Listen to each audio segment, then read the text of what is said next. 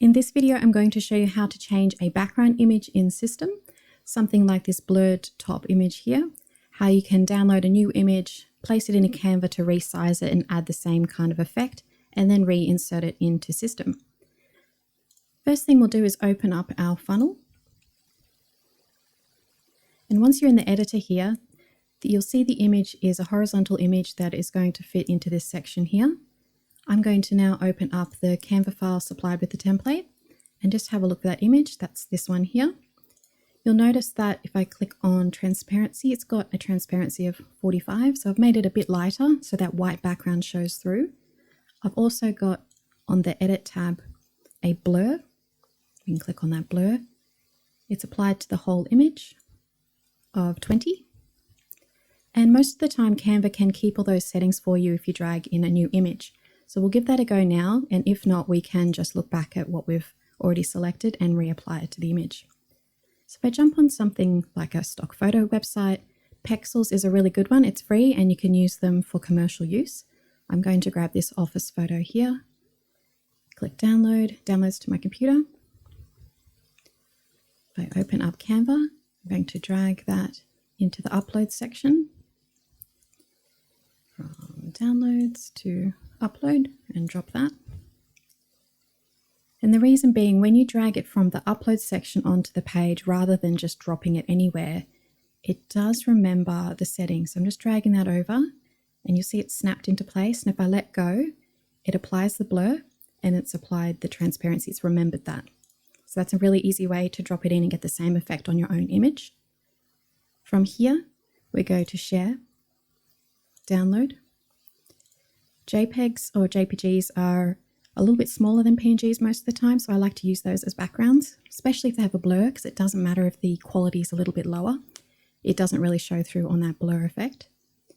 So it'll be size, quality, and we're going to select current page, so it doesn't download all the pages. And click download. That's going to move a copy out of Canva to my computer. Then I'm going to jump into Systeme, click on the section.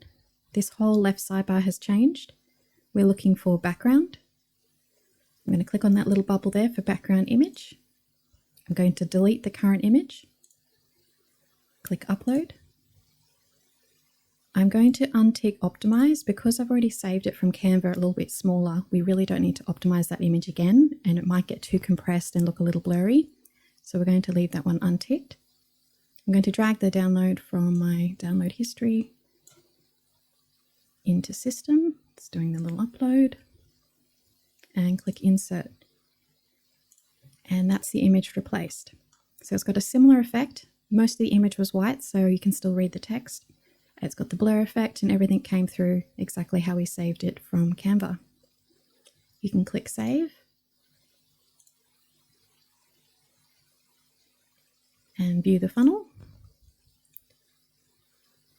And that's our new background. So that's how you would replace any of the backgrounds in the website. You can do the same for any of these ones. Dragging on a new image. I'll just show you a demo like this lady here. Drag it, just let it hover until it snaps into place and let go. And you'll see the image is replaced but kept all the same effects. With these ones here, you can just use an image directly from a site like this most of the time, unless they're huge. Some of these images can be megabytes in size, which is way too big for a website. This one's a little large on the 500 kilobytes end. So what I would do is recommend dragging that in to your uploads, let it upload, and then drag it onto the page. And it should snap and save and do the same process. So that's the same for any of these images. Some of these are just, say, portraits of you. You can drag on any picture from your computer, have it snap into place, and download it the correct size, dimensions, and a little bit smaller so it loads fast on your website. I hope that's been helpful, and let me know if you need to know any other further details and I can get back to you.